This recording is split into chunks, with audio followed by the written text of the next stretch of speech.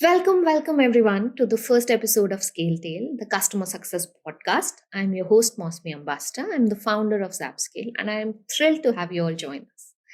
In this episode of Scale Tail, we'll take you behind the scenes of thriving businesses and brilliant minds like Clay Telfer that make them possible. We'll dive into the practical details, unpack case studies, and get to know some real world examples. So, our topic today for today's podcast is how to successfully drive a customer centric onboarding. But before we go there, let me introduce Clay. He is an accomplished leader in customer success. He's been in customer success in 2011. And when I read his profile, I was really thrilled to know he's been part of 3 successful acquisitions. He's taken startups from early stage to growth to acquisition. He's also won prestigious CXP award. His consulting expertise, he has worked with a number of startups and taken them through brilliant results. And today we want to pick his brain and learn a little more as to what we can do and what's something that I personally can learn and use in my own business. So, Clay, thank you very much for joining us. We are honored to have you here on ScaleTail podcast. And before we start on our topic, I really want to know a little bit about your journey in customer success. Thank you. I'm very honored to be here, and that's like the nicest introduction I've ever had in my entire life. Yeah, like you said, I kind of stumbled into customer success in January of 2011 at what was then this little company called Tiger Lead Solutions, and I discovered very quickly that I was really good at it, and I loved doing it. And people would pay me to do it. And I'm like, boy, that's like the 3 things you need for a career, right? Like, you need to be good at it, you need to like it, and you got to have people willing to pay you for it. So I was leading the team there pretty quickly after that. And since then, I've spent more than 12 years now building, scaling, and leading customer success functions at mostly at high growth SaaS startups in the Los Angeles area. And I just love I love how new so much of this is. I love that feeling that we get of, getting to discover this field, together. And I love that we have stuff like podcasts about it now, because, I remember back then I knew like 4 people I'd found online scattered across the country, and we'd like have email threads about, stuff we had discovered or were trying out. And it's great that now we have, people like you, doing podcasts and getting bigger. It's really, really good to see. It's interesting times, isn't it? So let's get into the topic of today, onboarding. So I'll start with a little bit of my story. And as you said, early days, 2011, 12, there wasn't much online. So in 2013, I started my first company. And for us, early days, onboarding was get to the customer and teach them all the functionality and features of the product. And it took us a long time to learn that that was not the way to go. We were looking inwards and just teaching them what the product does, instead of what we should have been doing is looking at the customer. And with a lot of mistakes, you learn, right? So, what I want to understand, and since you've done it for a lot of companies, what I want to understand is, how do you define a successful onboarding? This is a funny question. I was thinking about this the other day, and that's going to be kind of a funny answer, maybe. I'm not sure. I think an onboarding can be successful or not successful because it's really about the outcome that comes later. And I think you can kind of trick yourself into saying, well, an onboarding is successful because, my client Maria, I told Maria X, Y, and Z, and I trained Maria on how to use this thing, and I got Maria's info that we need for blah, blah, blah. And you say, great, so that's a success. But Really the goal of an onboarding, and I think this is where a lot of people sort of approach it in the wrong mindset. The goal of the onboarding is first and foremost to teach your customer how to be successful with your product or your service, because that's not only is that what they want, that's also what's going to retain them and let you keep their business, expand their business. So, when you finish an onboarding, you might think, hey, I think this is going to be successful.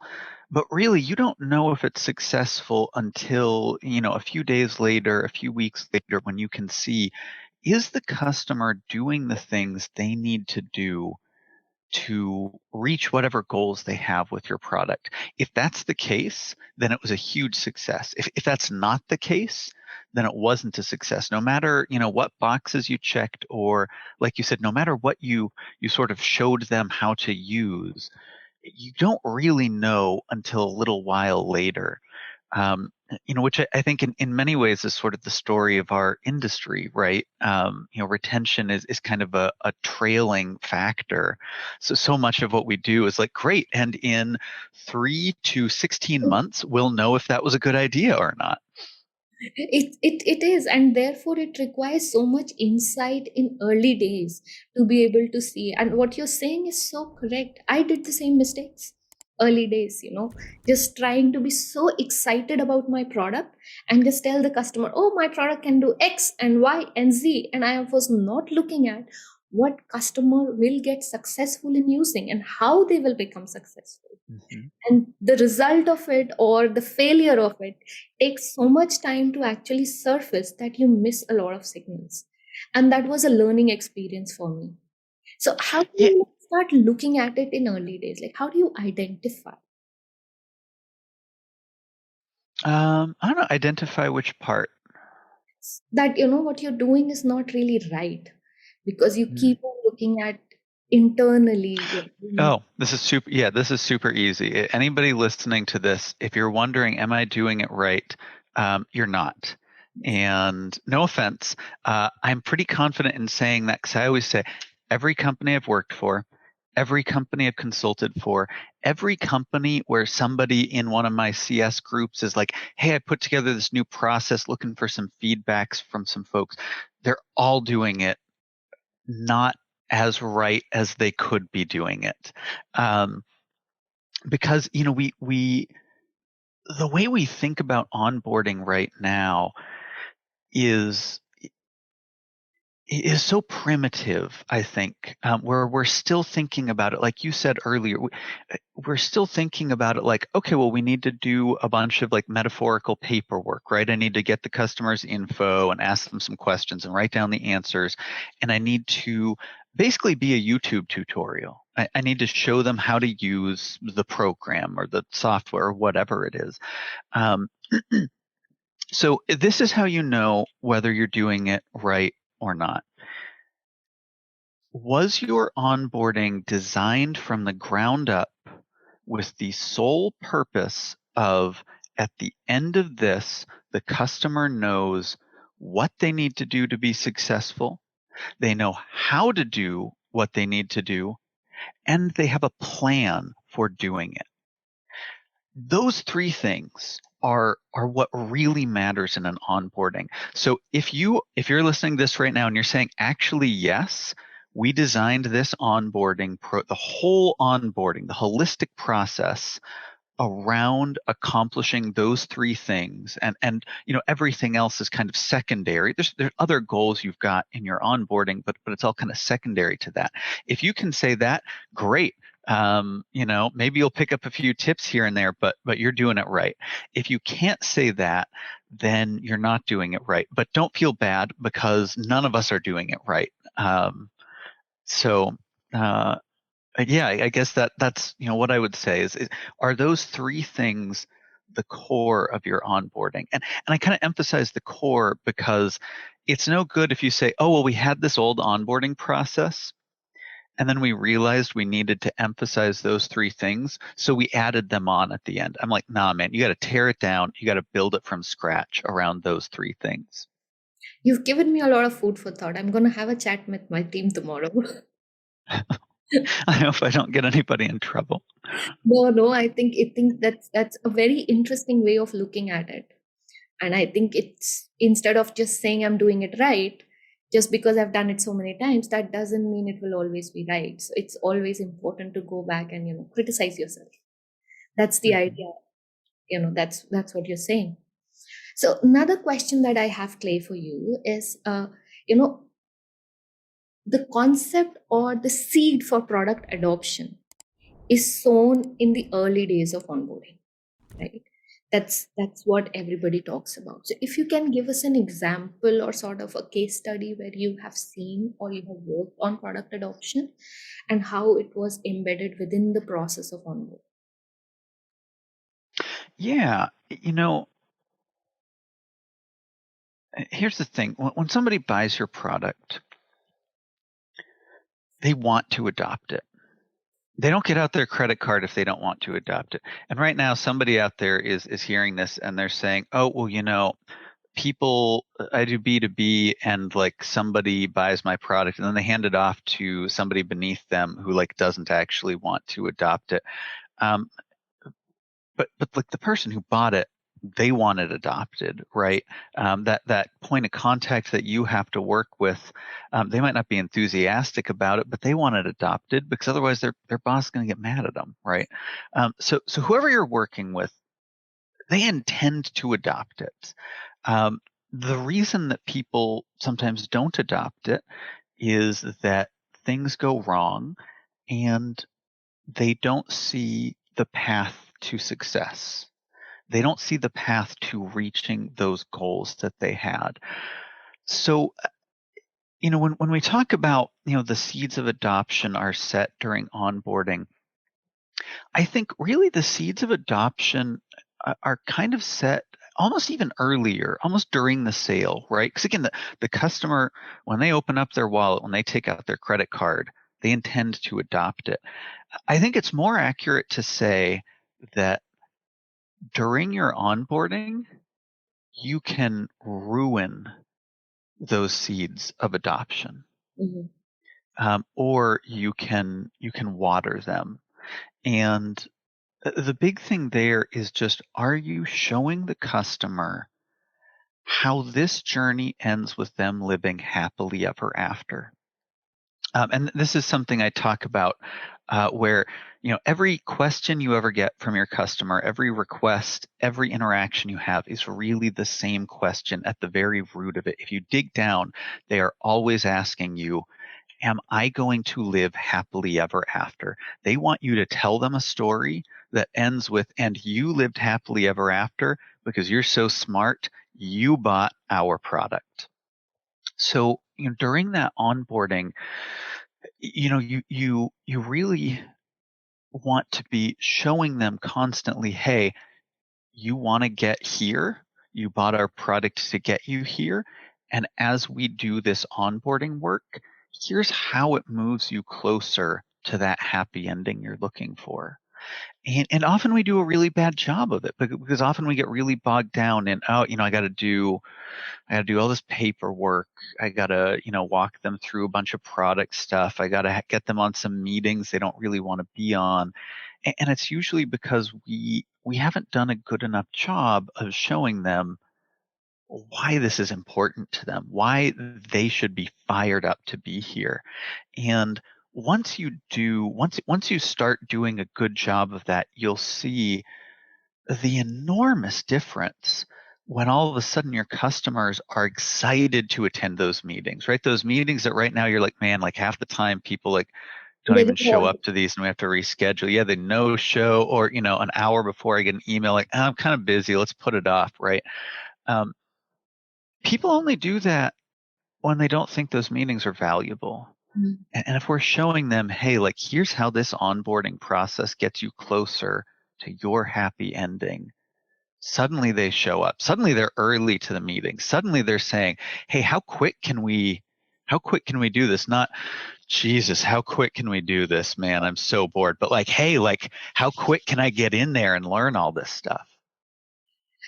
It, you know, when you say that, there's so much part of our job is being able to do the right kind of communication, which gets, that is a dream of a Hmm. salesperson where the customer is saying, come on, when is the next meeting? When we are talking about this? That's a dream. And so much of our job involves being able to communicate the right things at the right time. In that context, when we talk about, that during onboarding, you need to understand what will make your customers successful. Now, that's a very important thing. How do you find that out? What do you ask the customer that you get to know those things that will make them successful? Like, how do you communicate that bit? The answer to this is the same answer for another question that people get all the time from CSMs, which is, hey, my client is coming up for renewal. How do I start talking about renewal without suddenly sounding like I got too salesy, right? In both cases, the answer is you talk about renewal the first conversation you ever have with them. So the first conversation I have with Maria Mick example, my new client, I'm going to say, Maria, I want to make sure you are so successful with this product that in a year when your contract comes up for renewal, like you don't even think about it. You're just like, yes, how quickly can I sign? And I'll usually throw in something when I was at Snack Nation where we did healthy snack delivery to offices. We would tell our point of contact in that first call, we'd say, Maria, I want to make you the queen of snacks in your office. I want to make sure the other people in your office, every time the snack delivery shows up, I want them like lifting you up on a chair and like parading you around the office. Something fun like that. And I say, hey, what do we need to do to make that happen? Like, what do you need to see so that a year from now you're like, Clay, how quick can I sign that renewal? And then you just hear what they have to say. And theoretically, you should be getting this from your salesperson, right? If you're not getting this from your salesperson, like the reasons they bought, then that's something you want to work on with the sales department. But the thing is, for whatever reason, half the time customers will tell the salesperson one thing, and then you ask the question and you're reading like the answers that the salesperson wrote down, and what they'll say is like 50% different, right? You're Yes. like, oh, there's a bunch of stuff they never even thought to mention to the salesperson. Um, the other thing that's really important here is notice how open-ended that question is. What do you need to see so that you renew a year from now? Because for a lot of times it'll be stuff you wouldn't think of. For example, when we were at Snack Nation again, and a lot of times our point of contact were like office managers or like administrative assistants. A lot of the time, this has kind of made me sad, but a lot of the time they'd say, hey, you know what I want? I want no one to yell at me about the snacks anymore. Because people yell at me about the snacks sometimes, and that sucks, and I hate it. And that is never something I would have thought to ask, right? Like, how many times per month do you need people to yell at you or not yell at you? But you just want to find out what is it that's important to them. So yeah, the first conversation you have, I'm going to ask those questions. Maybe the second conversation at the latest, I'm going to go over it again, sort of more concretely in the go live call, the launch call, whatever you call the final onboarding call. And then in every success call I have with them for the rest of their life with the company, I'm going to review, hey, here's how you're performing against those answers you gave me. Um, are those still the right answers? If you're hitting what you need on those answers, do you feel good about it, or do you feel bad about it and maybe we left off some important things that we're now realizing? Or if you feel good about it, hey, that's great. Let's keep reminding you, remember how you used to have this problem and now you don't, because now you have your happy ending. Now you're working with me. That's such a brilliant structure, Clay, because it not only brings you the insights that customer has. And if you are asking that question much earlier in the journey, and not only that, you are also sowing the seeds for renewal on day one. So it is already on the table. It's not that you have to start a fresh conversation, because when the renewal comes, you would be just talking about the pointers that you got on day one. Right? Mhm. So when people talk about that, it's really hard to, for CS people generally, it's people always talk about it's a little harder to bring the conversation of renewal and like what is the hook to do it. The hook is created on day one. I'm going to put that in my kickoff call draft conversation that needs to Yeah, be and first sentence. A question before I move forward. Sorry, I Mhm. am just No, taking go on. practice of doing things for myself. I hope somebody else also learns, whoever is watching, but I would love to learn this. So, when you are doing the first call and the kickoff call, so do you ask this question before you take them through the details of the product, like day one? Because they do understand the problem statement and things like that. And of course, it needs to come certain extent from the sales. But again, B2B, you have an executive sponsor, and somebody else would have talked to the salesperson, but the person who's working with the CS team could be a project owner, who could be a certain person from Yeah, well, and team. even in B2B, even when it's the same person, like I said, half the time they mention stuff and it's just like, oh, just maybe it just didn't come up in the sales call, right? They say, oh yeah, XYZ, and you've got that from the salesperson. And they say, oh, but also A and B. I don't really talk about the salesperson, but that's important too. Or sometimes the salesperson misunderstood, or sometimes they say a bunch of stuff that isn't in the notes, and then you say, oh, okay, and so and so, Tom Smith, the salesperson, they might have got it wrong. I had here in the notes that you were interested in XYZ. And then you want to clear that up. So maybe they're like, oh, yeah, that too. And they're like, oh, I thought so, but I've been thinking about it and that's not quite it. So, it's just always important to confirm that. Sorry, I think I kind of interrupted you a little bit there. Oh, that's fine. Um, I am just taking mental notes of all of this. So you definitely ask in the first call. And then, of course, you revise it in every success call as you go along so that you know that you are still pointing and directing towards that mhm. that the customer has set on day one. Brilliant, brilliant. Very simple and extremely brilliant concept, and something that we can actually put to use in our processes right away. Yeah, thank you. Yeah, and I think a lot of people, I think a lot of CSMs, they get uncomfortable talking about the renewal because I think a lot of CSMs see themselves primarily as relationship builders, right? They say, and they think of the relationship as like a friend relationship, right? Oh, like that's so awkward. I want to talk about money with my new client renewal. I don't want to talk about that because I'll sound like that's the only reason I'm here. I want to be more of a friend. Girl, that is the only reason you're here. That's the only reason the company's paying you. The company's not paying you to be their friend. Your company is paying you to make sure that they're successful. And I think trying to hide it kind of does a disservice because for whatever reason, so many of us are really locked into relationship building. That's what we do. We build relationships. No, I mean that is what a lot of us do, but they shouldn't be doing it. They shouldn't be focusing on it because it's not what's effective. What's effective is demonstrating value. What's effective is making them successful. And if you approach it from the beginning as, hey, look, I'm here to make you successful.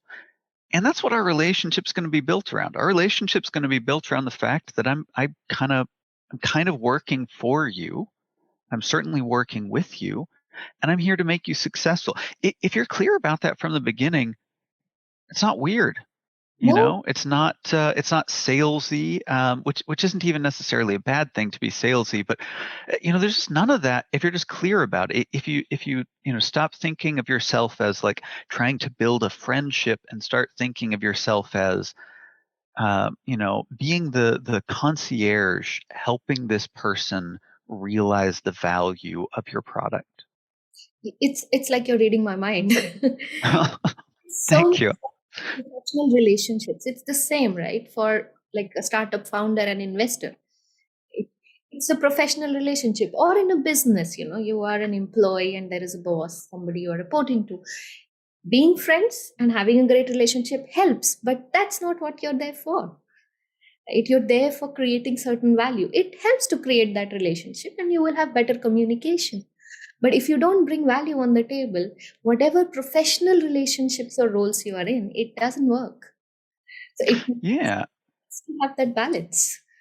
And Yeah. And like you said, the relationship part is important, but the problem is you can never put the relationship before providing value. It absolutely. always has to be provide value first, relationship second. And to do that, you say, hey, I'm here to make sure you're a huge success and that you renew. We both know it, right? There's no use. Why am I pretending anything else? We both know that's why the company pays me to talk to you and to help you with this. And that's Um, even you are talking to me, right? You know that you have bought a product and you, if you like it only, then you will renew it. And my job is to make you successful. So yeah, and there's no need for us to, play these cloaks and daggers and say, yo, we don't know what. yeah, exactly. We're not like spies. We don't have to pretend like, oh, I just happened to bump into you on this Zoom meeting. Let's be friends now. That doesn't work. And it's absolutely okay to be absolutely candid with the customer about it. I mean, I Mhm. so understand and align with your thought process on this. Thank you. I'm very glad. There's one more question that I have, okay? And I think that is something that a lot of people who are trying to improve their onboarding will also have. So let's say, hey, my eyes are opened and I've just learned how to improve my onboarding process and I go and do things. But there is a bunch of customers I had onboarded before, right? And they're already using my product. And of course, there are other problems and I'm not getting results. So, do you have an example where you can tell us that how do you go about rebooting that? Trying to get those people who are already in the business, but I know that there are problems. The onboarding process was not as good as it's supposed to be. So, can I sort of go back and say, okay, shall we do a re-onboard? Like, how do we go about doing that? Yeah. So, let me start my answer sort of like one step back on how do I'm realizing that I've sort of talked about like, hey, you're all doing onboarding wrong, and I haven't really talked much about like how to do it right. So to sort of hit on that quickly, um, I'll talk about what I did at a company called TutorMe that I was at a couple years ago. And when I came to TutorMe, there was one CSM, just an amazing woman, who had never been a CSM before and had been the only CS person there for like a year. And I came in and I said, "Hey, cool. What's the number one thing? If you see a client doing this, you know they're going to be successful. Like you're not worried, oh, they might cancel, oh, it might not work. You know, like, hey, that person's going to be all good." And we partnered with school districts and universities to provide online tutoring for their students. And she said, "Oh, if I see a customer where they have the teachers constantly reminding the students about TutorMe and not just reminding them that we exist, but giving examples of like, hey, don't forget you can take your tests that you got back to TutorMe and ask them to help with the questions you got wrong, things like that. If I see somebody doing that, no, I know they're going to be a huge success." I said, okay, great. So where in the onboarding do we tell the clients that they need to do that? And she said, oh, well, I mean, I guess we don't. Well, she would tell them sometimes, but it wasn't like a formal part of the process. Um, and this isn't about her. This isn't about Tutor Me, because, like I said, this is the same everywhere I've gone, everywhere I've consulted, everywhere I've looked. It's the same story, right? So, number one, you want to make your onboarding process better. Go ask your CSMs that question. What are like the one, two, maybe three things top? If you see them do it, you know they're going to be a success. And it's important to limit it to that, because otherwise you start to get into, oh, well, and of course they need to be using X feature and they need to be using Y feature. No, they don't. No, they don't. There's like one or two things. If your list is actually 10 things, It's you not got to right. talk to your product team. That's no good. But everywhere I talk to, people are like, yeah, there's like one to three things. You get those things. rebuild your onboarding. Those things are the center of it. So I'll quickly talk about when I was at a well, I won't talk about another company and sort of confuse the answer. But so we rebuilt the onboarding at TutorMe to hit on that and to say, okay, cool. By the time someone goes through onboarding, maybe they didn't pay much attention. Maybe they forgot all the stuff about how to use the system. But I guarantee nobody goes live without knowing that they need to do that. And more than that, we teach them how to do that, how to get the teachers on board so that the teachers will actually promote it to the students. And third, we make sure they have a plan to do it, like a written down plan with dates, like by X date, I am going to ABC, by Y date, I am going to DEF, etc. Once you've got that, great. Now your new customers are going to have this much better onboarding process. But we also had these customers when I joined where they said, hey, we had a bunch of these customers with big contracts. They're coming up for renewal in like 6 months, and they are literally not using the systems at all. And there's like no way they're going to renew if they're not using the systems at all. So we took that new onboarding and we just went back to those customers and I reached out and I said, hey, I'm the new head of the client success team.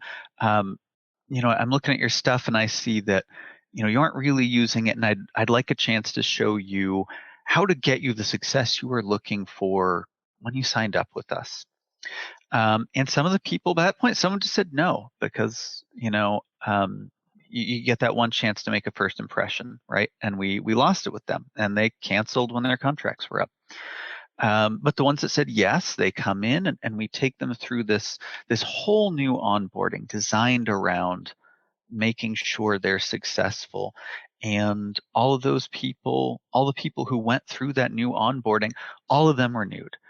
We expanded some of them. Some of these people had signed up with 1/12 of their total schools to kind of try it out, and those people now they're bringing on all 12 of their schools. We're expanding these customers like 10, 11x their original contract because we got this new onboarding that says we're going to teach you how to be a huge success, how to reach those goals, and we ran them through it, and then we kept we start doing our success call cadence. We're working with them. We're making sure that they're doing what they need to do and that we're doing what we need to do. And like I said, every one of those folks that came and did sort of a second onboarding, by the time their contracts were up 6 months later, they were having that success they wanted when they signed up. They were hitting those goals. Some of them were having it so quickly after the new onboarding. Some of them were reaching out early where they're like, hey, I know we don't officially renew for like 2 or 3 months, but we want to add all these other schools. We want to expand our business. Can we do that now or do we have to wait? Because we want to do that now. Because again, they signed up wanting to adopt. They signed up wanting to get to saying, hey, this product is going to get me to a happy ending. And they don't even have to get to the happy ending. They just need to see that you are moving them towards it. And suddenly the conversation isn't please renew. Suddenly the conversation is them being like, can we expand early? Because we want this for all of our schools. We want this for, we want to be even more successful with you.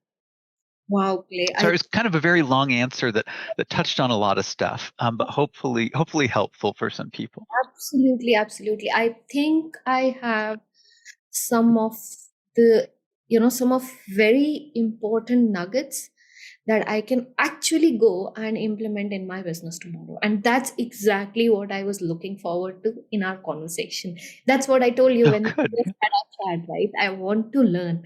Of course, I hope the audience also learns, but for me, a little selfish reason to learn things and to improve in my process, and of course, in my customers' process as well. Since we do customer success, we consult others or our companies who are using ZapScale to help, and it's so much valuable in terms of the things that you have said. I really enjoyed our conversation. Thank you very much for taking out time for having a chat with me, and to the audience who would hopefully benefit from all the valuable inputs that you've given us today. Yeah, thank you. And to the audience, I'm Clay Telfer on LinkedIn. I think I might be the only Clay Telfer on LinkedIn. I'm the one with a lot of red curly hair. Real easy to find me. So if you have any questions, please feel free to find me on LinkedIn, message me. I'm very man, I love this stuff. I'll talk about this stuff all day long. So you got any questions, you want to talk about it, hit me up on LinkedIn. Like I'm 100% on board. We will make sure we link your LinkedIn ID to the podcast so that people can reach out to you. Oh, thank you. Wonderful, Clay. Really nice to have a chat. Thank you very much. Yes, thank you. It's been a pleasure.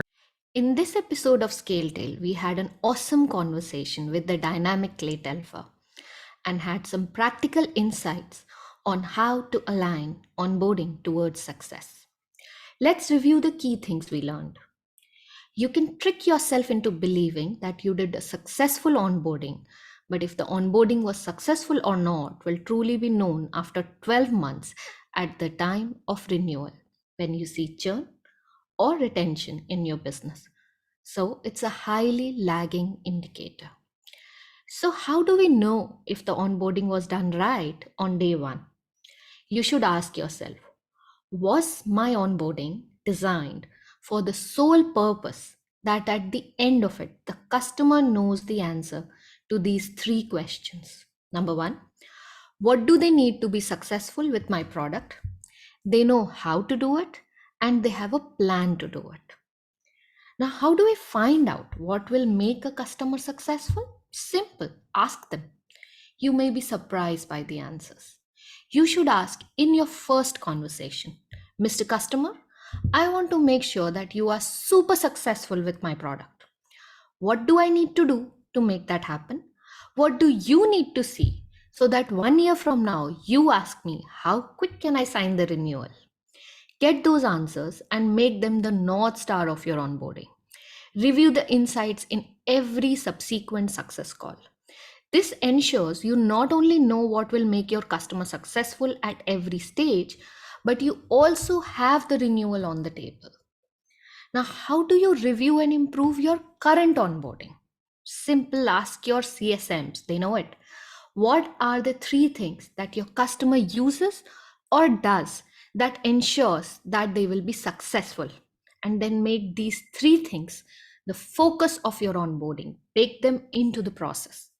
You can even re-onboard your customers once you figure out the new onboarding process to ensure adoption and retention.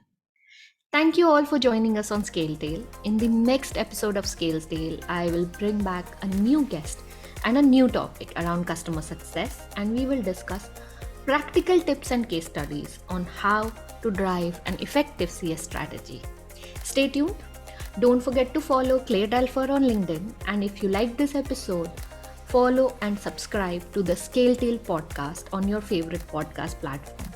We are available on all major podcast platforms, including Spotify, Apple Podcasts, Buzzsprout, and YouTube.